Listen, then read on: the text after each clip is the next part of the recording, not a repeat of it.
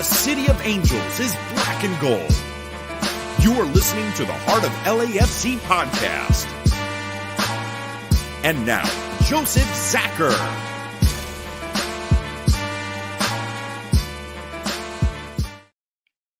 Greetings, Los Angeles. Welcome to episode 327 of the Heart of LAFC podcast. That's right. We're calling this one Fought and Won for very obvious reasons as we end an era in Seattle. Isn't that nice to say? We ended their amazing era of the players that they have. Now they get to break it all up and rebuild. Enjoy the rebuild. We're not. We're in it. We've got 2 games to go as far as I'm concerned. We got to get, of course, this weekend taken care of, and it's going to be a tough one. But it's on. We got to get that job done, and then we can move on to the next. I know some are looking at it like it's some kind of cakewalk or walkthrough. Hey, this is a good one. And Tony, I know you're going to cover us well today on that. Who do I got on tonight? We've got Bam. We've got Tony. We've got Araceli, who's been very busy watching the playoffs. She's got some coverage for us. It's on. And, of course, my name is Joseph Zacher. You know who. The crew is assembled. All right, guys. Bam, welcome back from your vacation. How was it, sir? Vacation was fun. I'm not a cruising person. I found that out. Got a bit seasick during the 5-night cruise, but $180 later in an injection, I was fine for the last couple of days. Auckland was fun. Spending time across the ditch, it was good times, and yeah, looking forward to getting back over and seeing you guys sometime, hopefully soon. I can't wait. I think that's unanimous over here. We can't wait to get you back here. We're just happy to hear that you're traveling, right? Things are looking good, looking refreshed outside of the seasickness. You still had an amazing trip, right? It was good. Yeah, it was an amazing trip. I'm just absolutely wrecked now because coming back from the trip, I decided to best time to start a new job and actually get back into hard labor work instead of being a table games deal at the casino. He's gonna be all yoked when he gets here, so it's gonna be fun. All right. Good stuff, Bam. Welcome back. Tony, yeah, I know you're getting ready for this weekend. You're gonna have some work to do, that's for sure. How are you doing? I'm doing pretty well. Excited that we got the win in Seattle. Spoiler alert, sorry guys, but I will cover that out. But also very upset with many people on social media, as we discussed, as you said earlier, about Houston. I'll go more into depth why I'm more upset about that. But overall, happy we're back in the Western Conference Finals, final home game of the season, regular season and playoffs. So I kind of want to do, what was it? What game was it against Manchester United that they told all supporters to stay off social media for the next couple of days before the game? Kind of would like that. Oh, yeah. Radio silence might be a good thing. Right. Yeah. Get ready for it. Get prepared for it. Get things painted. Who are painting things? Yeah. Get to it. We got some work to do before this game kicks off. So I like that idea. Keep it simple. Watch it, but don't say too much. Araceli, I know you've had the ups and downs of emotions, and our condolences to SKC bowing out of this thing. Honestly, we were hoping they would have made it through. Not gonna lie. The Russell show is always fun to watch, but it wasn't to be. And so I know you've got a lot of things to say about Houston, I'm sure. How are you, Araceli? I mean, I'm actually doing very well, all things considering. I mean, obviously, this past weekend was definitely a roller coaster of emotions with what happened in that match. But to follow it up, watching LAFC defeat Seattle, it was just rewarding in the end. I mean, as far as the sporting game goes, there was a lot of elements to it, and obviously would have liked Sporting to face LAFC for the conference final, but hey, it is what it is. And I actually got some very good news today that involves me coming back to town very soon. I can't divulge details just yet, but otherwise, it's been a pretty good week, news-wise, at least for me. We again looking forward to you getting to town. I mean, hey, Avengers assemble for sure. That's nice. So I know you'll keep the details. You'll spread it when you can. But yeah, we're looking forward to having you here. So let's get to it. Let's talk about it. What a match against Seattle. We'll just go right into it. Talk about it. Who was in the lineup? All the madness. Those of you that went to all the watch parties, especially the massive one at the Fields, good on you guys for doing that. I know Black Army, we had a lot of new faces at our event. which tells me that we just, all of the groups just keep growing. There's more family there. It's good. It's a good thing, and it's a positive cruise. So good on everybody. The watch parties looked stellar. All right. So, of course, no shock to anybody. Seattle came out with a 4-2-3-1. What? Yeah, that's what they did. The Schmetzer ball was in play. Fry, of course, was in goal. Gomez and Reagan were your center backs, with Roldan and Tolo as your outside backs. João Paulo and Atencio anchored the midfield. Rusnak was the playmaker, with Roldan and Leo Chu as your outside attacking midfielders. Of course, up top was Morris as the target striker, who introduced himself rather early in this game, as Tony will cover in a few minutes. Against the side that honestly, I don't think we were too surprised with the lineup. It was probably the strongest one we had. I think one debatable position, that was about it. We had Max in goal, of course, Murillo and Chiellini as our back line. Let's be honest, that's our best back line. Hollingshead and Palacios where they belong. Midfield was anchored by Sanchez, with Acosta and Tillman, the experiment, as we like to call it. Up top was Olvera, Vela, Bouanga, the three-pronged attack, as they moved around on the field and did exactly what we wanted to see them do. That was the lineup. No shock to anybody here. Tony, you looked at the lineup. This is the one, right? This is the best to go with. Yeah, best one to go with, honestly. Like we said that there ain't going to be changes. You're going to go throw out your best, and that's of course for us. We're going to throw our best as well. Right. I think Bogus would be the only guy that could threaten to get into there, but that would be about it. Going to see him later anyway. Kicking off this match, it didn't take long to get interesting, and I'm going to throw it over to you, Tony. Give us the highlights of the first half.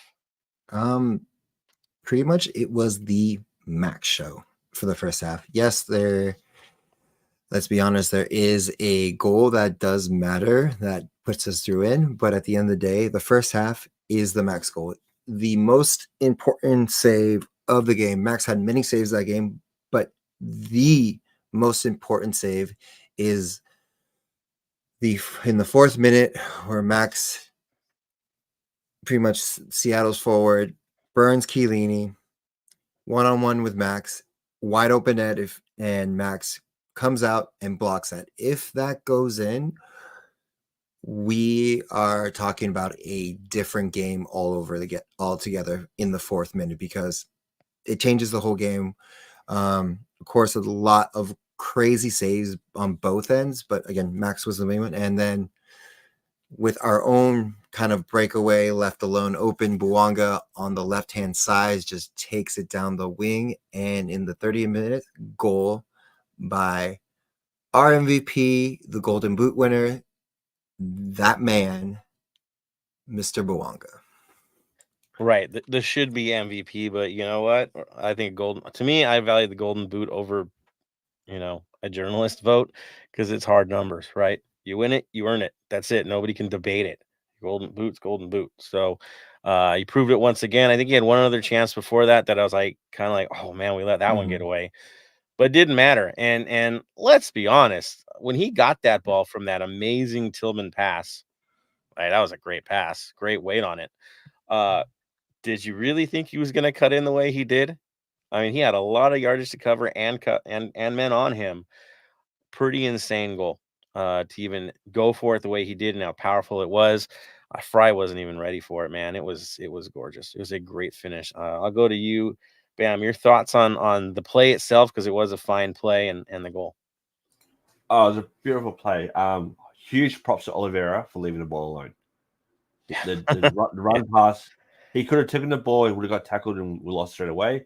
He drew the man away, let the Dwonga get free, have him run down, 2 defenders chasing him down, and puts a pass to the keeper.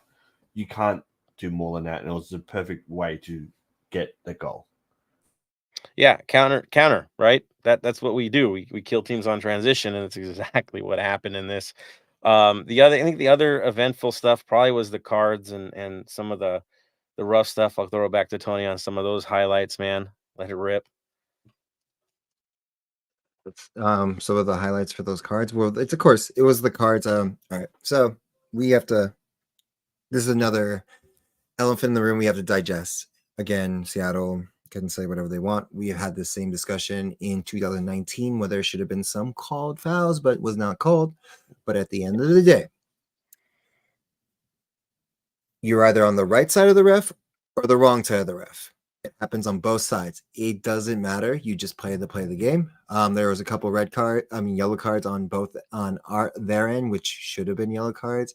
And then, of course, we'll talk about the second half in the pretty much the foul that was not a foul, but people think it was because of the touch, which is Chiellini's, little block on the ball. And then he said he got fouled and stuff like that, but you can say he got fouled. So you're not going to argue it. But again, at the end of the day, for the second half, Max show, we kind of not necessarily park the bus and try to control the game as best as we can. We still try to score. But at the end of the day, the refs do not stop you from missing opportunities. That Max was literally super Max. Going back to Formula One for that one, if you know what I'm talking about, that one. And he was the MVP. I'm sorry, to say that was the man of the match. Bouanga, yes, with the game winner to put us through, but Max with an unbelievable game, and this is why he is the starter. No discrediting McCarthy, but he is there for the big games, and he is why he is. And he pretty much, props to him. And now we're next. This is why we bought him, right? This is why we brought this man in. It was these kind of moments where he's a known shot stopper. I was a little bit surprised they didn't try to go low on him, right? Everything was high. It was really interesting to me because I'm thinking on a goalkeeper with his abilities, why would you go there? That's his strength. He went right to it.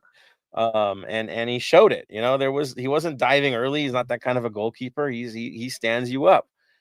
That the João Paulo save, really, I really was surprised he chose to go with the way he went, right? Tried to dip it under the crossbar. Mm-hmm. Max eats that up. We know this. Now, if he goes low and wide on that, puts it into the mix, different story, right? I think Max has a little bit more trouble if you get some grass cutters in there, But they didn't go there. It was a lot of pull up and shoot.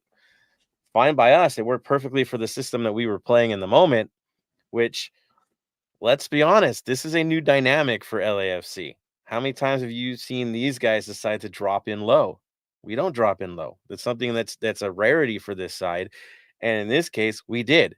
We almost titled this episode "Bend, Don't Break," because that's pretty much what happened in this match. Is you flexed that lineup as best you possibly could without snapping it. And we all knew that if one did fall, probably a second's going in too. But they didn't. They didn't break. They did the job. Nobody got suckered into a bad foul because, of course, teams will look for penalties too. We didn't get suckered. We didn't fall for it. We didn't get ourselves into a battle, right? The physicality was there. I still surprised that Toto was able to stay on the field at some point. I mean, there were some fouls there where he's sitting on a yellow, and I think in a league match, he's done. There's no question. But he's there, and I thought it was smart on our side that once he got into card trouble, they threw Bouanga his way for a bit.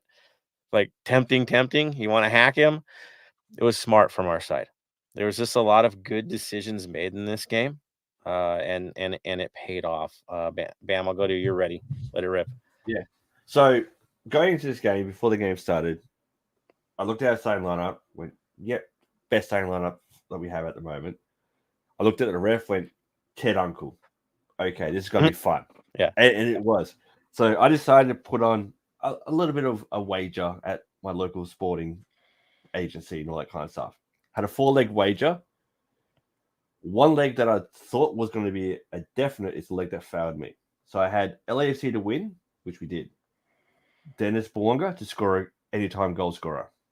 He was. Over 6.5 corners, there was. The leg that fouled me really didn't get a yellow card. I had him to be booked. Out of everyone in the defense, I thought he was the one that would get booked. That's hilarious because you got Chiellini, you got Palacios carded. By the way, that Palacios hack was proper. Yeah. I was like, he knows what he's getting. I thought the amount of times that you see Murillo yell back at the ref, he does get a hot head at times. I thought, yeah, he's with Ted Uncle, he's going to get a card. He's going to get a yellow card. We know that it's going to come. That's the one thing that let me down was him not getting a yellow card. I mean, Max got a yellow card for time wasting. Him not getting Max getting one too. That's the earliest time wasting card I've ever seen, man. That's just like, I don't want to go there. Just leave it. I'll give it to you now. You know you've been warned. Like it was kind of ridiculous because you then you kind of have a green light to waste time, right? Because he's not going to red card you. He's not going to do it. There's no way he's going to do it. So you're like, great, and you're going to let me waste time because thanks for the yellow card. We know you're not going farther than that. You're Ted Uncle. You would rather die than put a team down a man. Like we know the way he referees. Like, you has to be egregious for this guy to take someone off the field. So I was like, okay, give me a yellow card. I don't care. I'll waste more time. Araceli, you had a good chance to watch this thing. Impressions. I mean, overall impressions. Obviously, when we saw that LAFC was going to Seattle, there were going to be some decisions to be made, especially as Bam pointed out with Ted Uncle. And I think even in the match, we saw that there were moments where it seemed like Uncle he lost control of the game. So it created some interesting plays, to say the least. But I mean, either way, just looking at it from the standpoint of everything that LAFC has been through this season, where it feels like we played 3 seasons in 1 year almost, and to see Bawanga prove why he won the Golden Boot, and of course moving on to the Western Conference Final. I mean, just overall, it was a good game in my opinion. As Tony pointed out, it did seem they did park the bus a little bit, but I'm hoping they can bring that same energy on Saturday. Well, better. Home cooking. We're not that team. I mean, this game was wild. I've never seen this ever. Dare me to find it. We had 30.8% possession. I've never heard of that before for a team pushing almost 70% possession against LAFC. I don't think I've ever seen it. Not where we don't get ourselves murdered, 30% possession and only 2 shots on goal for an entire game, and you win.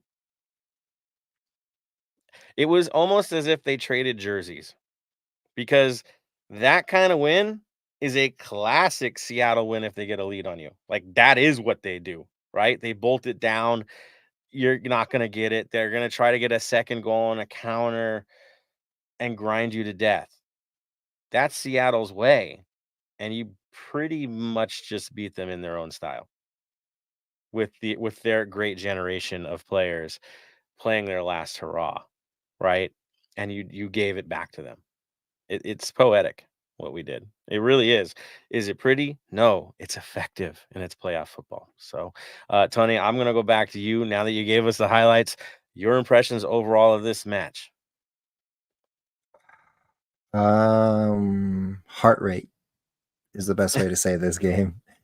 There were so many times where I thought, oh God, here's the goal, here's the equalizer, or you know what I mean? It was save after save, and it was just I hate 1-0 wins, because if you get it early or you get it in the first half, you have to contain it the whole rest of the game, and it's more nerve-wracking than a 2-goal lead or a 3-goal lead.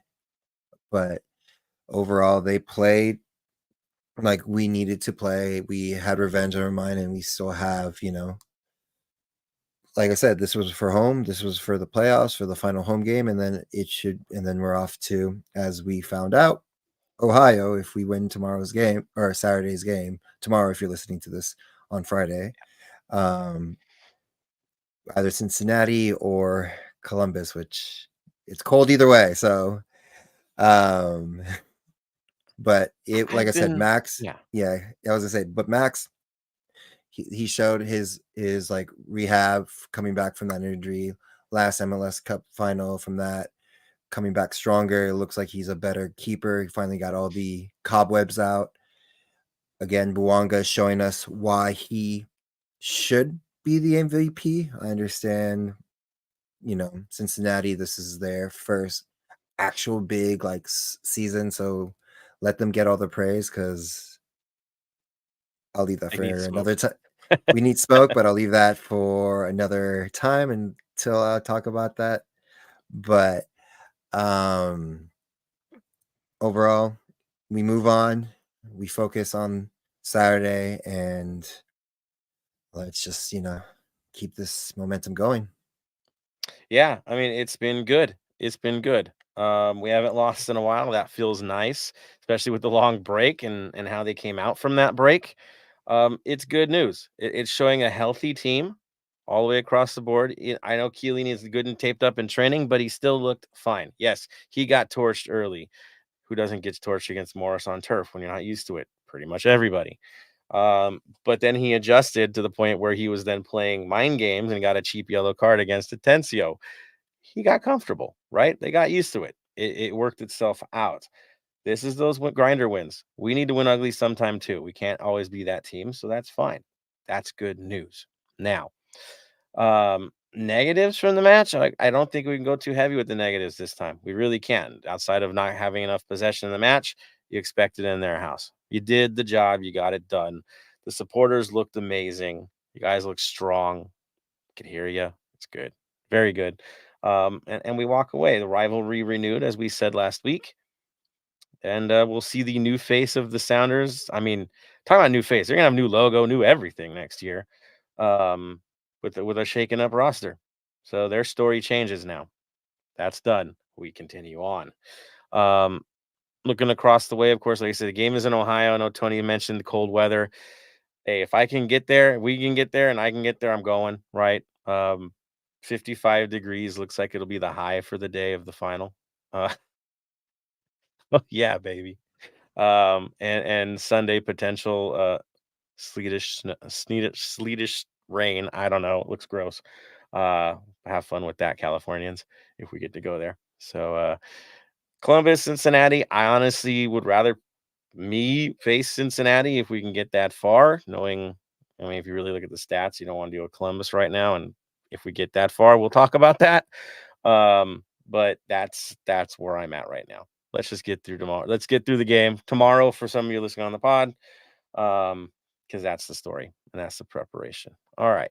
I see we got some comments from folks. Let's throw it out there to those guys. Let's see what they got to say before we get into other things like community news and some other reactions. So if you got some reactions, let's see them, guys. Let's go. I see about 13 up there. So let's get to the mix. We've got Burke. He says, "Hey, fam." There you go. There you go. Good seeing you at the watch party, Burke. Yeah, man. Can't wait to see you on Saturday, sir. We got Dave in the mix. Familia, that is for sure. We have Daniel Angel with the LAFC. Anthony on as well. See y'all at the tailgate Saturday. You know we will. Same with Jibble. See you there, man. We see Mark's on here too. Good seeing you on here, sir. Soccer USA says, why was a Seattle YouTuber fan so salty towards LAFC? Rave something is his name. Anyone? Okay, so Seattle thinks they invented soccer. Let's just put that right there. Okay, they think they invented supporter culture because they didn't know what it was until they got this team, the current MLS one. Okay, I know you've been around forever. You've been rinky-dink forever until this one. Let's be real, right? I mean, unless the APSL is the apex of soccer, that's life, man. You guys were minor league side after NASL crumbled. Truth be told. The culture is different for both teams. That is certain. So if he wants to be salty, let him be salty, man. It's sour grapes. Enjoy it. Guys, enjoy the salt. Put it on your fries. That's how you know they care. And then you move on. Simple as that. Bam's like wants to jump in, I think. You want to add in? You want to have fun with this one? All I got to say to him, go have a cry. Exactly. Enjoy your overpriced Starbucks, overrated stuff, whatever. Have fun with that. Mark Lopez is on. He says, we beat 2023 Seattle, not 2019 Seattle. Can't get over confident. We have to say grinding. Stay grinding. It's true. I mean, 2023 Seattle has a lot of years on them. A lot of mileage. They've had a lot of glory, that group. And they all know it's time to break up. That's how it is. This was the last hurrah. We caught them there. At the same time, we're a team that has, as Araceli said, played 3 seasons and won. You had the swagger of the first part of the year, the Walking Dead for the midsummer, where there was nothing left in the tank. Then he had the August tournament team that some lineup decisions that were questionable because the player wasn't what we thought he was. And then moving on, September, October, building up to being a proper playoff side and where everybody gets healthy. So there is definitely the many faces of LAFC this year. It's playoffs. This is what we do. So it's good. Let's have those mileage. It makes us a little smarter in the way we approach things. But, well, good on you, Mark. It's right. We're not done. We got to get through a very, very difficult Houston. Dave says now back to 1-game seasons. I like 1-game seasons. It's beautiful. Jonah B says the name Max is just quality in all sports. Yes, whether you're announcing or goalkeeping, we all love Max. Jonah B is laughing at Tony right now. Love it. Lucy Will says, good evening, Black and Gold. Good evening to you, sir. Small says, heart rate was off the charts that whole second half. It was beautiful. Dude, so Tony knows I dropped to a knee before they announced the injury time. Like, I was on a knee in the middle of the bar. Like, I went down, like, watching this. And then when they announced it was 9 minutes, I stood back up because it's like, my knees are just going to hurt if I stay down here. What the hell was that? And we survived anyways. So, right, Tony? It is what it is. And then he made us do the Jump for LA Football Club as we're all dying in the middle of a game. Love you, Tony, but I man. did it 5 minutes before the 90th minute. So, mind you, I didn't know they were going to add 9 minutes to the thing. We were all of us were in shock. Like, what? Drop to a knee and yeah, fun times. But it's Capo Tony. It's what he's got to do. Q's on here. Love you, Q. What's up, guys? Same lineup Saturday or keep Mario on the bench? We will discuss that. You know my vote before I even have to say a word. So there you go. Daniel Angel says, you would think it would be hard for Tillman to snatch the starting spot from Bogusz. But short of scoring, he did it all. Assist and save off the line. You could not ask more from Tillman. You couldn't. Like he had probably his most complete game of the season. I think it's hard to debate on that one. But yeah, all sides were good with him. He even got into grinder moments that we know that he's not been the biggest fan of doing, but he was there and did it. And when Bogusz came on, he did exactly what he needed to do. I was happy with his performance after the fact as well. Yes, we were under siege, but he was the kind of guy that you want to have out there under siege anyway. So yes. Bermuda says the Boanga to Tigres rumors. Dude, it's Liga MX, man. Everybody's rumored to go everywhere. Isn't that how it works? Like, yeah. Tony, I mean, you tell them how it goes, man. Everyone who does well, especially the main connection with this and the full rumor about it is after the Tigres game, you see Boanga and Gignac talking, of course, both not Frenchmen, but speak French, you know what I mean? Same common language, everything like that. So those rumors come about like, Gignac's trying to bring Boanga to Tigres because Gignac is on his last leg. They need to replace the French striker, et cetera, et cetera. Now, cool, whatever. It's gonna be love, but if there's a rumor to Europe for Boanga, I believe that more because I don't know how we keep him because he's done everything besides win the Champions League or Champions Campeones, whatever it's called now.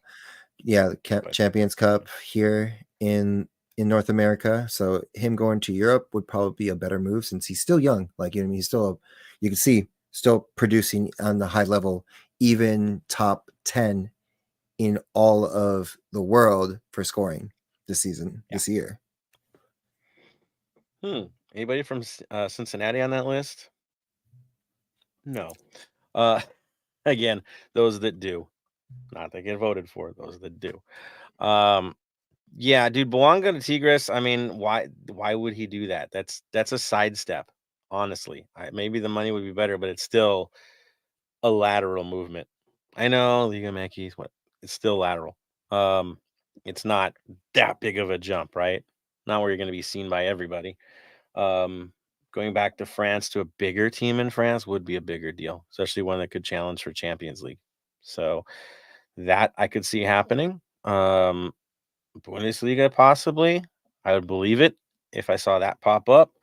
But yeah, Tigres. I would. I think you'd have a higher probability of Gignac to LAFC than Buanga to Tigres. So, and both low percentage. So there's that. All right. Smalls mentions Mario. Says lacks confident. Hope he snaps out by next season. Yeah, that's the thing. I mean, he came into a team that was in a real interesting spot. And was expected to jump right in and make an impact, and we all saw how that went. So, what's he got left in the tank? Well, again, a good off season or preseason might change things. We'll see. He's with us next year, so let's hope that helps. Q says, Bam, after your slander of Jaime last episode, what? Jamie McLaren. He has been on fire. Jamie, yeah, Jamie McLaren. All I gotta say, Q, what has he really done? Yes, he's got a hat trick for Australia against Bangladesh, which you would think he would do that against Bangladesh. Scored 2 goals in a 3-3 tie with MacArthur. They're not that good. He missed a penalty in a 1-0 loss to Wellington in Auckland. They were playing the day I was flying out, so I couldn't go to that game. And he played 90 minutes against Ventfort Kofu in the AFC and did nothing. He's not that good. Dude, Bam did his homework, Q. Did you see that?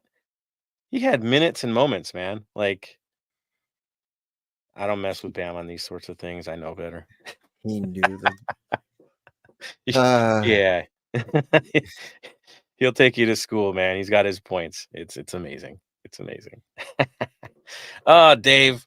Dave's bringing us down with this one, but we got to talk about it. All right, Dave.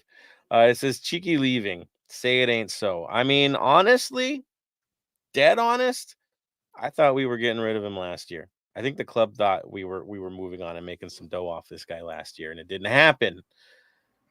Yes, ma'am. What hurts the most is we'll get nothing for him. That's the problem. That is what's going to hurt the most. That is what's going to hurt the most. Look, he's peaked for us. He's hit the peak for us. He's an amazing defender, but he does need to move on. There's not much more he can do here with us. He's got to move on. What hurts most is that the investment that we've put into him. Yes, he's a MLS Cup champion. Hopefully a back-to-back MLS Cup champion. And he's going to leave for nothing. I wish him all the best if he does leave, but that's going to hurt. Yeah, it's brutal because I can't say too much, but I will say the move was last year. I think the agreed move was last year. The offers weren't right, and he went from a lowball offer to 0, and that just hurts. That hurts. But you have to think that after the summer window closed, the club was pretty much resigned to the fact that they were going to lose him, and going, well, you know what? If he gets us another cup, right, only be the third team in league history to pull off a back-to-back, because that's how rare it is in this league, then I guess it was worth it because you still got the trophy, right? And then, okay, yeah, it hurts he leaves, but in terms of football, it was right. He got us where we needed to be. And he kept his form and only got better rather than being discouraged in the offseason when he thought he was going to make a big move. That didn't knock him down. He didn't lose confidence. He just kept being cheeky, right? So on our end, applaud him to wherever he ends up. I'll love the guy forever for his service to the club. There's no doubt. But do I expect him to re-sign with us? Hell no, I don't. He's got to do what's best for him. He's done his service to us. There's not much more we can get from him outside of another great season. But why would he do that? Again, why? It doesn't make sense for him in his career. You have a very short time as a professional footballer. You got to make the money. You got to make the move. So let's have that last hurrah with him. He's going to give his all every match he plays. He saw what he did against Seattle. He's going to keep doing it because the man is a true professional. and we'll enjoy the ride with him as long as we still have him, just like the others that we know are going to be leaving at the end of this year. Respect them and love what they've put forth for the team, and wish them nothing but the best. That's pretty straight on that. But yeah, losing the money stinks. That's for sure. Jonah B, will Bouanga break Vela's record? We don't know. He could. He definitely could. He's capable of it. That's for sure.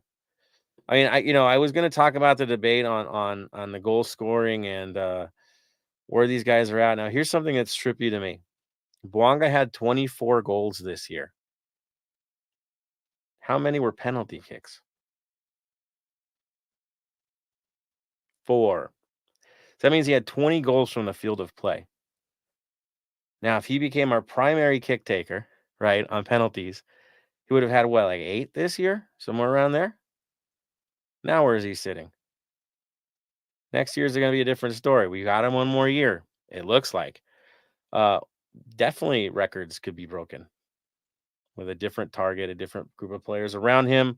Things will change for us too. Yeah, why not? Why wouldn't he? I could see it definitely happening. Yeah, no shock. Let's see. Elias Wolf says one more goal, he breaks it, right? I mean, are we talking total year or within a season, right? I mean, usually it's regular season, right, when it comes to scoring records and stuff like that. Right, Bill? Yeah, something like that. Let's check. Let's check at the moment. Yeah, he's sitting on 24 right now. So that's where he's at. It's amazing. Amazing. And then combined with assists, he's at 30. Goals and assists, 30. Like, it's pretty amazing. Pretty amazing year already. Yeah, Wolf. I think you're talking total in year, not in season. So, yeah, I mean, he's at 24 now. So, get those stats. Yeah, he's at 37 for the season. Combined all competitions. All competitions. 46. Yeah, that's insane. 46 games, 37 goals. That's nuts. It's just nuts. Like, that's insanity. But, not the MVP. Okay. All right. Sure, guys. Amazing. Amazing. All right, let's move on to the next one. Q Cardi's calling for a hat trick. for Jamie. Let's set that straight. Soccer USA says, how many defenders will Houston put on Bouanga? 2, 3, or 4? So here's the fun part, and we'll get into it, but if you put him on the right, that's Escobar's side, because now he's playing left back for them, which pins Escobar, which might be good tactics. They have speedy outside backs. Like, they're going to get pegged back wherever he goes. It's going to be interesting to see how they cope with him. Yeah, it really, really will be. Luis just back to 37 in all competitions. So yeah, it's tying a record if he scores. So it's insanity. These guys. Yes. Just looking up. Out of the whole time Vela's been with the club, 186 games, 93 goals. We got Bouanga's stat now. Bouanga. Let's have a look at Bouanga's stats. Give me one quick moment. Just for LAFC, Bouanga has stats all seasons. It's just crazy. We have 2 players like this. It's insane. 56 games total, 40 goals. Let's say 40. Good Lord. Good Lord. It's beautiful. Question. What's going to happen first? Yeah. Bouanga gets 50 goals. He's got to get 10 goals to get 50. Mm-hmm. Or Vela gets the 7 goals for 100.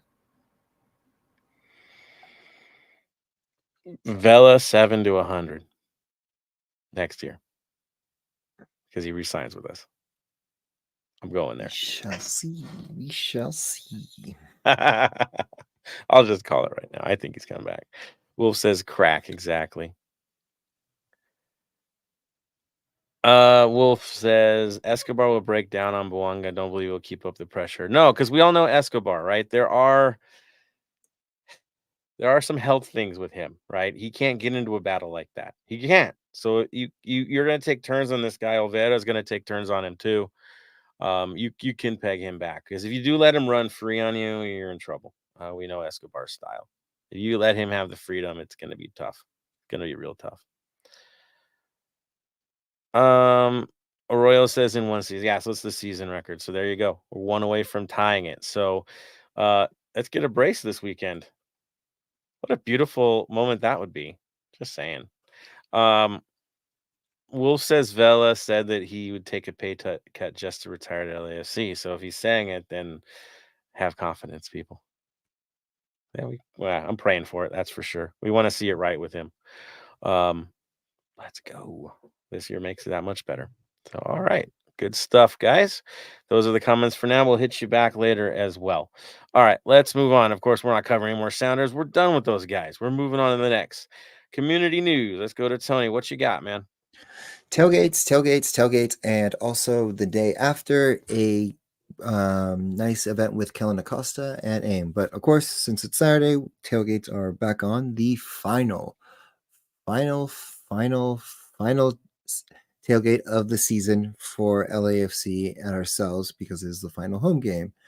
Of course, crew, Luckies, everyone will be there. Get there early, of course, as well as FanFest is back again. Yay. So if, you feel like we're too rowdy and need a time off or need to get free stuff, FanFest is right there. But also tomorrow, depending what time you listen to this, tomorrow as well, for you pod listeners, I believe from 11 a.m. to 1 a.m. at Grand Central Market, the cup will be back there. So you can take pictures with it again. So if you have time, you have the day off, have time to go down there or have lunch break, Grand Central Street, Grand Central, get there, take a picture with the cup one last time before we have to defend it in Ohio. And back to New York for a temporary period of time. What? Yes. And then, of course, on Sunday, the next day after the game, Kellen Acosta and AIM are doing a toy drive with each other. So go meet Kellen. Also, have fun with Vic if you have time. It's for his toy drive, his annual toy drive that he do. So, bring some toys for the underprivileged. And if you cannot make it and will still like to donate, they have a link on their page for an Amazon link to buy any toys that you would like, and Vic will get them for them and send them out, because Vic's the greatest person around this time that I wish I could be half the person he is sometimes. We love Vic. Vic is amazing. He's been there through and through for the faithful, for the community, helping out kids from for as long as I've known the man. So, yeah, anytime he asks us, anytime we can offer him help, do it. He's absolutely amazing. We love athletes in the making. That's for certain. All right. So we got that community news in the bank. Guess what we do next? That's right. The Black and Gold Vinyl Club Minute. I was spinning around, but Bam is always that guy. He's always got the right direction to take. So I'm gonna hand this over. Bam, what you got, man? So this band I got for this week's, has a lot in common with the three guys on this podcast, me, Tony, and Joseph. Two of the three members have beards. We're going ZZ Top for this year. So we're going with ZZ Top's album from 1981, El Loco, and the song on there, Heaven, Hell, or Houston. We'll take it.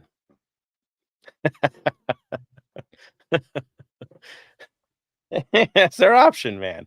Love it. So we've done ZZ Top before. I think we did Eliminator the last time. So now we've got, what's the album again? What was it? El Loco with Heaven, Hell, or Houston is the single from it. There it is. So enjoy ZZ Top, because who doesn't enjoy ZZ Top? There's just a certain sound. It's good. It's good music. Historical, good. So there it is. Black and Gold Final Club Minute. Enjoy ZZ Top. All right. Is it time? It's time. Let's get right into the match. I know why you guys are in here. You want to talk about the Western Conference Final. Who would have thought we're going back to the Western Conference Final? But here we are. The thing that rarely happens in MLS is a defending champion even getting this far. But we're here. So what does that mean? Well, we got to get ready for these guys. Now, Houston is that one team this year that managed to sweep LAFC and humble us in the biggest way possible. Bam. No, I'm going to you, Tony. You know this one. Talk about it. Okay. So this Here we is go. my gripe for the day. Sorry. Yes. Very similar to what happened last year with another Texas team. And, we couldn't beat them, yada, yada, yada. Austin was a young team. You saw what happened to them afterwards. Not the greatest team. They didn't do great this season, etc., etc. Houston has been here before. Houston has won a cup before. There are players who have been there before. So you cannot overlook Houston. Herrera is playing a different kind of football. Me and Joseph were talking about this, and he's playing the best way for most of our fans who have watched the Mexican national team or have seen the Mexican national team. He's playing a very Cuauhtémoc Blanco-esque style of more slow, distributing, getting those shots, those passes in when they need to be. And that's why. So Houston cannot be overlooked. Again, they're not Austin. Yes, we have home field advantage and everything, but we're not done. We haven't won we're not MLS Cup champions. We don't have a second star. We still need 2 more games. So do not overlook them. I do not like this overlooked. It's the same thing as last year. No, we still need to go full force, and I don't care who's in it. We still can't overlook them. Who has 2 stars, Tony? Houston. Exactly. Well, no, let's actually some little history right now. Okay, you want to add in the San Jose stuff. But yes, exactly. Technically, they have 4 stars because Houston used to be the San Jose Earthquakes. San Jose was able to keep their rights and still have their 2 stars. That's those 2 stars. But the original 2 stars that came was the Houston team that is now that. But again, they won those 2 stars in the same season again the next 2 years. What was it? I remember right, back to back or close to back to back. Back to back. Yeah, because they also lost 2 cup finals in that span too. Exactly. Pretty big team. Yeah. Do not overlook Houston. I understand most people want to, and again, most people haven't followed MLS since LAFC started, but us old folks here, right here, and RSLE, of course, have been following this league since MLS 1.0 when we didn't have a team, or of course these boys when they were with Chivas USA days. Not myself. Meganisa can do it. LA Carson couldn't do it either, but this team is still dangerous to watch out for. They know they've been here. They have people in their head office that have been here before. They have people on their staff that have been here and players. Mm-hmm. So I'll throw this out. Yes, just jump on that. Yes, they've had players that have been here before, but they're here right now. That's what we're going to look at. Look at right here, right now. That's what we're going to look at. There's a reason why they've made it this far. There's a reason why we made it this far. Mm-hmm. It's we're not going home. We have to win this. We have to focus on this game. And that's where we're at. And we're going to talk about the players they have because they do have the tools. Now, talk about form. You really want to talk about it? I mean, we're both streaking into the cup. Could potentially be the winners of this whole thing, right? Legit, Houston could be the winners of this whole thing. Real talk, okay? Why? The weapons that they currently have, what they've built, what Ben Ellison is doing with this team, the belief system that they do have, the grinder mentality that they have, they find ways and they spread it out when they come to scoring goals. They don't rely on one guy. So if you think you're going to shut one down, don't think that's going to work for you. It's got to be a total system of play that's working. Everyone's got to do their part to beat a team like this because they have the belief system. And of course, their leader, who's pretty much a second coach, is Hector Herrera, the guy I hate to play against, especially as U.S. men's national team. That's the guy that would always get under your skin, but you would love to have in your locker room. What you would love to have on your team to get it done. He is that guy. It's kind of like Russell in Kansas City. There's these certain players that can shift the whole team forward. That he's that guy, and he's taken that role this year, and that's why they are where they are. Now, again, they only had one loss in the playoffs. That was penalty kicks, I believe. So you know how that goes. Looking at head-to-head, long term, this is kind of a trip. In our history with Houston, we have 5 wins, 4 draws, 4 losses. Nearly equal. Again, there's some reason how these two teams match up. If you look at statistics and goals scored and goals allowed, it's minuscule differences this year. You look at the numbers, it's pretty freaking even. And a little bit scary. There are some injuries, right, Bam? But they're not key players, right? No, the injuries that have been out for a long time, so it's not affecting them per se. Like they've got Schmidt out and Archer out, who've been out to late December, mid-December with knee injuries. So, you know, they haven't been around for a while, so they haven't had to play, and then there's been turmoil in the club. The club is who they are without these players, and they have been for a while. So, yeah, they know who they got. Now, talking about goal scorers, of course, leading scorer this year is Amine Bassi with 12. Then you got Corey Baird. Yes, familiar. Corey Baird with 9. Below him, Hector Herrera with 5.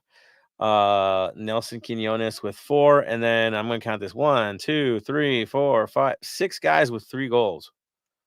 Talk about spreading the freaking wealth, man. Now you got basically total scores are 17 players have scored for them this year. I know. It again, they know how to distribute, they know how to build a team, they know how to trust their roster, their substitutions. It's good. Now here's the trippy one. Hector Herrera, who's third in scoring with only 5 goals, he's got 19 assists. And he got another one this last game, plugging Escobar upside the head. Right? Well placed, done the job. And yes, I said Escobar because Franco Escobar, the guy that got away last year, the guy that we lost because, you know, bonuses and stuff, is coming back at us, who happened to embarrass us earlier this year. Yeah, so did Baird. And that's it. So your assists, again, 19 for Herrera. Carrasquia's got 9. Baird's got 6. Pretty good year for him. 9 goals, 6 assists on the season. Bassi with 4, Quinones with 3, and then again in this case there's 15 players with assists this year for them. They're well-rounded. They're a well-rounded team. They can deal with injuries because they have dealt with injuries and they still get the job done. Again, they're 1 seed different from us, guys. That ain't a walk in the park last time I checked. Now, against Sporting Kansas City, I know it wasn't the most exciting game in the world. It took one thing to make a difference. The lineup that they field. I know, having moments, guys. They went with a 4-2-3-1. We're familiar with this. This tends to be something that we battle against, right? Lineup-wise. Now, Clark is in goal. Yes, the old man is there doing his job. They had Sviatchenko and Mikhail as their center backs. Dorsey and Escobar as their outside backs. Herrera and Artur as their holding mids. Bassi is your central attacking mid. Carrasquia and Quinones as your attacking outside midfielders with Corey Baird. Yeah, that's right. Corey Baird, man. Doing it up top, which he did it with RSL before he came to us and things happened, right? He has those. You go before that with RSL in their series with RSL, not much difference. They look at the lineup and I don't see any. Yeah, it's the same lineup. So I'd have to say with good confidence, Bam, going to be the same starters for them. Be very surprised if it was not the same starters. Especially, look, having Corey Baird in there, he knows LAFC. He knows a lot of our players. That would be stupid not to have him in there. Yeah. And Escobar's he's the kind of guy that's got an axe to grind, right? You expect him to be in there because of the salt. Like it's there. He never wanted to leave us, guys. There's no doubt he never wanted to leave us. But didn't get the choice ultimately. Other guys you might see, Caicedo might come in for Bassi at some point. Aliyu could come in at top. Brad Smith, man, that's an old school guy right there. Could come in for Quinones at some point. Other subs we've seen. Ulf Larson, I guess, was another guy who might make it in. But yeah, their lineup is pretty typical. If it's not broken, why fix it? It works. It's worked for them for a while. Is it a careful lineup? Is it a it's an easy way to say this, safe type of lineup? Yeah, it is, because it works. I think that's pretty simple. I'm gonna go to you. Let's see. Who wants to hit this one? Bam. Who stands out the most to you? I mean, who are you most worried about outside of Herrera? Corey Bird. Corey Bird. He scores against us. Yeah, we're in trouble. Yeah. The way that all that dished out wasn't the greatest way, so he probably has some feelings towards us that aren't always the best. So Yeah. you can see he would be hungry to score against us. And I'm going to switch this over to Yeah, agreed. Araceli, you got a firsthand view of these guys. You saw them up close and personal. Seeing the plays that we don't see on TV. Let's be honest. What stood out the most to you about Houston? I think what stands out the most, especially this season, is Escobar. Not only because he scored the lone goal, which ultimately it landed them to the conference final. I think they've just definitely been a very powerful squad. And I know that they do have a very long history, because I can easily sit here and say that, especially if we are comparing them to Sporting, they've been a very long history and a long time rival of Sporting. So it was no surprise to see them kind of in the back, similar matchup. Of course, the only real argument from that match was the handball, which was clear and obvious in my opinion. But with all of that aside, just looking at this roster, Escobar is the one that definitely sticks out the most to me, along with Bossi, Bard, and even Quinones. Yeah, I mean, they don't have weak spots. They don't. I think the only place where I see it could be weak would probably be their right side of defense, right? So they're Dorsey, Sviatchenko, maybe you could find your way through them. And if that's where Bouanga's patrolling, then good luck, guys. If you switch to the other side, then you're holding back Escobar from doing what he does best, right? Then you have to keep him honest. It's going to be a really interesting vibe. And I think our approach is really what's going to affect them the most, right? What are we going to do? How are we going to field this side? Who's going to play where? And I'm going to go to you, Araceli. Knowing what you know about them, what do you think our front line is going to look like? Who do you think they're going to target? Where do you think they're going to position our guys? I think they're definitely going to target Bouanga. There's absolutely no doubt in my mind that he's going to be an easy target to them if they don't go after Vela. In terms of what we need to do for our front three, the question will obviously be, should Oliveira start again or not? But I think the obvious for them would probably be Vela. Especially seeing him and Hector Herrera back on the field together. Well, not Yeah, the do you of think course, but Yeah, do you think that Vela might get that role of being more of a center forward in this game, or a drop back center forward? That way it lets Olvera and Bouanga have fun on the outside with these guys? I think he could play the role of being the drop back center and let the other two go ahead, and kind of be the sneak attack, if you will. But I mean, it really can go either way. Yeah, because if he does drive out wide, it's Escobar, right? The typical side, right side. It's gonna be tough. I mean, I know we shift a lot up front, and I expect that to happen in this game, especially with the read, because if we give the Escobar the freedom that he's gotten so far in this playoffs, we're in trouble. And that's why it's good that you mentioned him and said he was the future, because he really is. He's kind of the what to do about Escobar moment, because his freedom that he has in this team is far greater than the freedom he had with us. What he can do, what he's allowed to do, his capabilities, and how high he plays him. it's pretty intense, which of course leaves you with a 3-man back. Let's be honest, is what they're shifting into at times, letting Escobar go so free. Uh, that is the battle, and he has been effective. And as Araceli mentioned, Escobar, remember, he has won an MLS Cup and scored in one. He's now got another team into a conference final. He's big in big moments. That's what he does. He's always been this way. It's not a shock. That's how he plays. So good on you, Araceli, calling out, because I think he's the story too. I'm with you on that. Tony, I'm going to go back to you now that we've looked at who the top line is. What's our midfield going to look like? How are you going to field it? Of course, Ilya is of course going to be there. I put Kellen as well, and to be on the I would put Kellen on the left side, Ilya in the front, and then I would put Bogus on the right side to crash the left side to stop my my former favorite ex-player Escobar. So you have to deal with Bouanga and himself. So that's what I would personally do. Well, and that's Herrera's territory as well. Mm-hmm. You're doing Bogus versus Herrera because that's who's going to clash, right? If you put him on the right side, which he's better at anyway. But yeah, it'd be Herrera and Escobar matching with Quinones when they get into those corners over there. It's not an easy task. It's not, because of course Hollingshead will be there too. Mm-hmm. Matchups are all over the place there, and of course the Escobar versus Hollingshead battle royale, because they are on the same side of the field all game. It's gonna get real funky out there.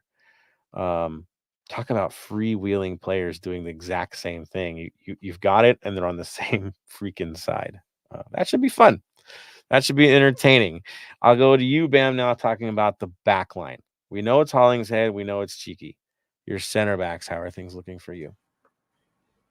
For me, it's got to be, as long as he can pull up, Chiellini and Murillo. It's got to be. It's Chiellini will put everything he can into this. I don't see him going more than 45 though. Mm-hmm. So I reckon he'll start. Chiellini will start, and Murillo will play the whole game. Yeah, I'm with you on that. There's no way around that. And of course, Long comes in later, because that's what you do. And it's amazing that we have a team where Long is a reserve, but that's where we're at right now, and it's a blessing to be in that sort of position. Does that look hard on Long? No, we just have a fresh Long in the second half, and if he gets another ring out of this whole thing, I don't think he'll care about the minutes, right? Because you get what you need. I think they'll all be happy with it if we can get through this match. And that's pretty much what that. Of course, Max is in goal. He's our all-star. He is our story in this playoff run so far, because he has truly stepped up into the moment. We've been blessed to see it, and I don't expect any different. It is a bit of a duel playing against Clark, because Clark is capable of doing what Max is doing as well, which is something we have to be really, really careful for. Because Clark can definitely put on a clinic and be trouble for us. Yes, he's getting older. Does not matter. He's still a shot stopper. It's still going to be not so easy to get past him. If proof is of anything, the loss that we had in the summer against Houston, we had that 75% possession. Okay, we had a ton of shots in that game and couldn't get the job done. So we know what that feels like. What Seattle had to deal with in their house. Now you have a Houston coming into our house with the same freaking game plan. Get one early, hold it. Someone's going to try to reverse the play on us at this point. Araceli, do you think that's going to be the approach for them as well, as steal one early and then park it? I would hope the approach would be steal one early and just keep on the attack to hopefully steal another, not necessarily just park it, because if you give Houston that chance, they can easily come back and equalize, if not make it a dangerous situation. So I wouldn't underestimate Houston overall.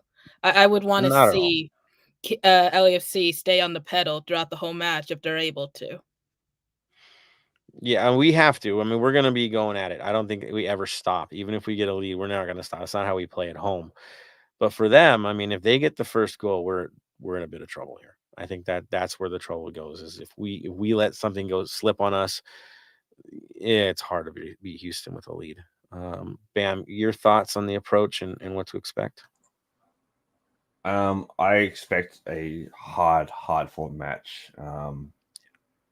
Both teams are going to put everything into this. This is going to be. It's going to be the final out of the two to watch. This one is going to be it. This is everyone's going to put everything on the line to win this match. I don't see both teams finishing with 11 men. Yeah, that's the other story. I wouldn't be surprised if it's Escobar that gets sent packing at some point in this game. If we have the lead, I think he's the guy that gets trouble. Herrera could, but Herrera's really smart. I don't think he gets caught into that. It would be somebody from the back line, usually related to dealing with somebody like Belanga. That we might see some shenanigans. Expect it though, and then our guys have to be smart about that. The dark arts will be applied in this game, more than Seattle. The one thing I loved about Escobar playing for us, and I used to tell Tony this, is all the little sneaky stuff, right? And I told you, watch him. It's fun to watch because he just knows how to nick a guy at the right time, get under people's skins, what he does, and then have the moments where he pulls class, right? And he does something special in a game. Mm-hmm. They're going to do it to us. And Herrera, I'll say it a million times over, this guy knows how to get into those games. He knows how to get under people's skin. That was his job for Mexico for years.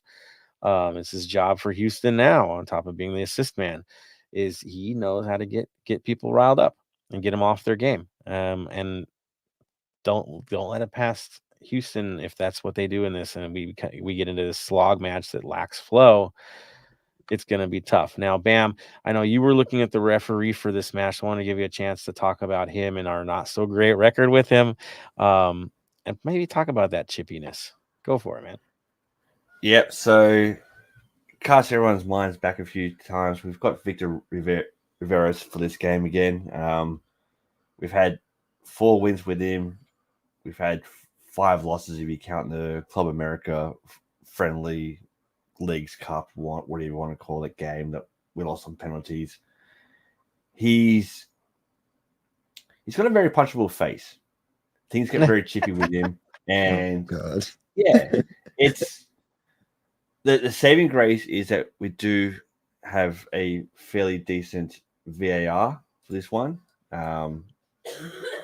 So with that, it's going to be interesting because the VAR for this week is, I had his name before. Where is it? For us, the VAR is.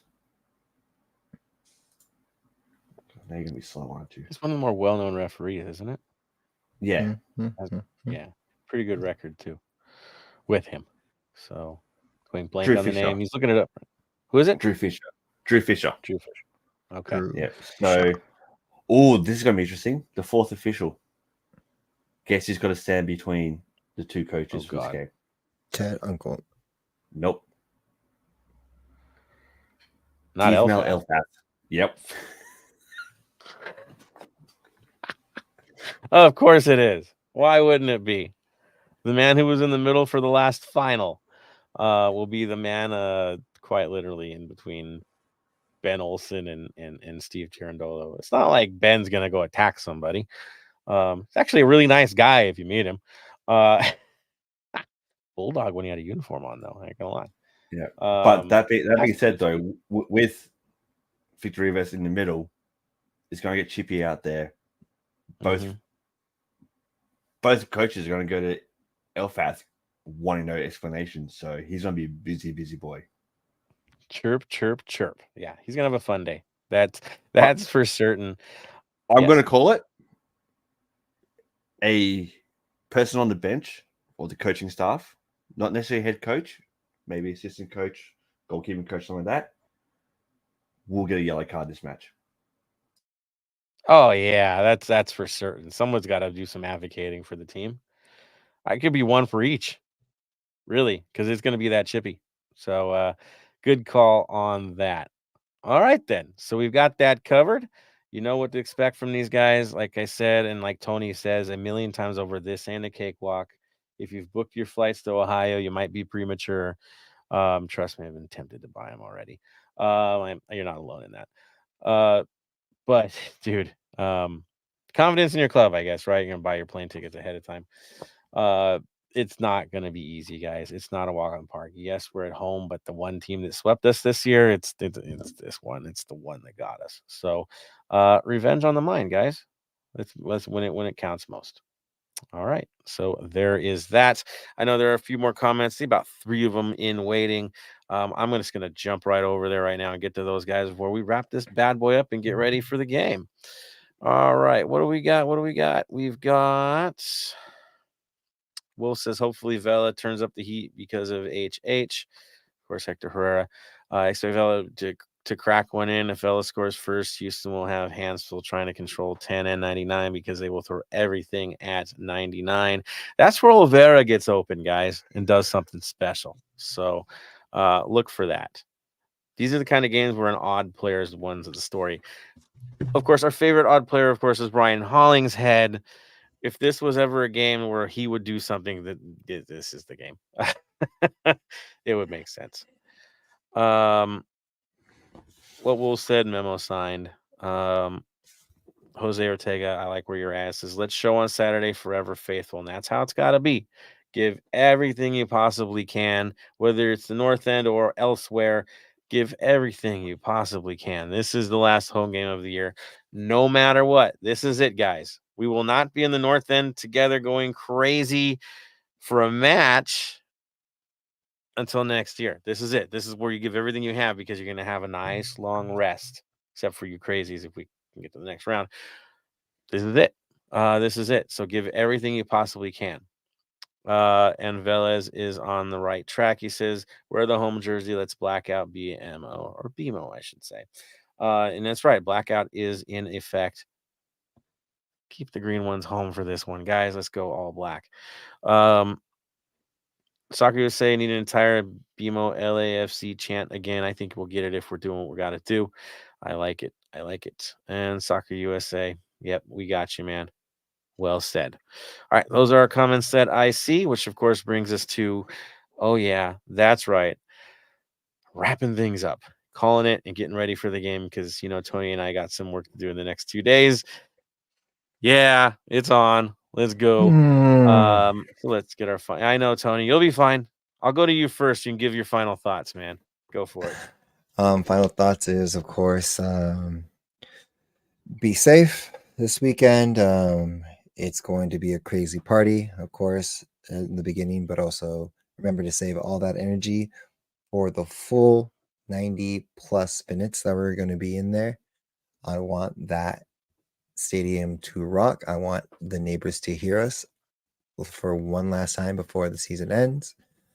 If you're going to be, try to go out to the events that you can, if you are able to, there are some final events that most people can't get to. And of course, we won't have this for a while until the beginning of next year.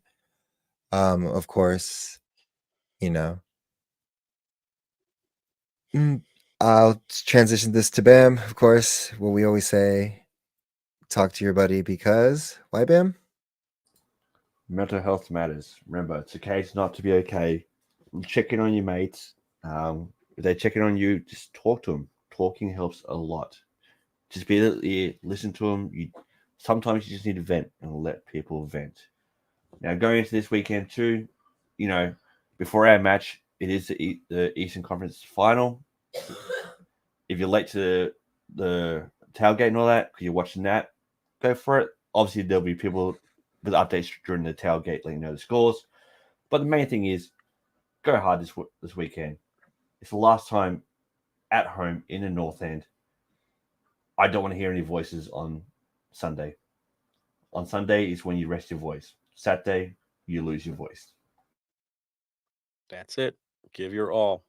That's the ultimate in staying golden, right? That's what we do.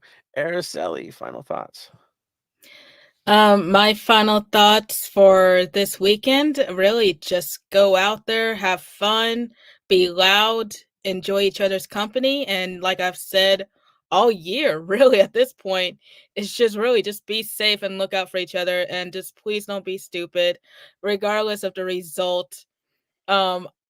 It's going to be one of those moments that you'll never forget. And of course, or I should say if LAFC goes to back to the MLS Cup in Ohio, even if it's in Columbus or Cincinnati, I've definitely been there a handful of times, so I could always give some good advice. I'm just putting that out there. It's like a 2-hour drive between the two, right? I mean, it's really close, to be honest. It is. Yeah, not too far apart. And They're if not you're going to far Cincinnati apart at all. Airport, it's a good place to go.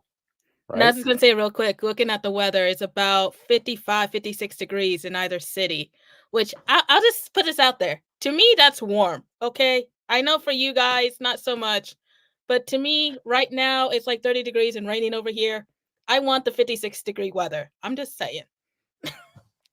It's sweater weather. It's okay. We'll survive, people. Well, let's get through Saturday first. Well said, Araceli. All right, so that's my moment. My final thoughts. I'll just say this. Thank you guys for another amazing season. Let's make sure we get at least 2 fun episodes to go.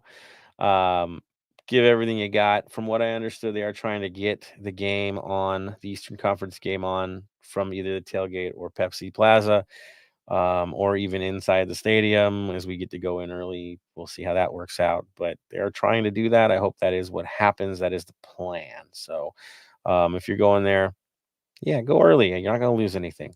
You're going to have a good time. All activations going, and it's a lot of fun. Do it. Enjoy the tailgate. Enjoy the spirit of all this. From what I understood, free play, or at least the building is open for fun as well. So full measure, man. We've got full activation, so have a good time at the game. North End, I better see you singing, because I will be too. And giving everything I got. Tony will, and he can see you better than me. So Tony's got his eye on all of you guys. Keep you all honest as we go crazy once again for our beloved black and gold. All right, time for final word. Tony. Stay golden, Los Angeles. Bam. Stay golden. Araceli. Stay golden.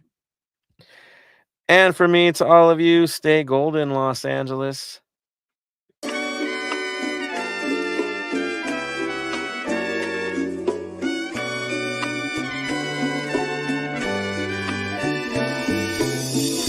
Thank you for listening to the Heart of LAFC. Make sure to leave us a rating and review on iTunes or Stitcher. Shoulder to shoulder, the black and gold is taking over.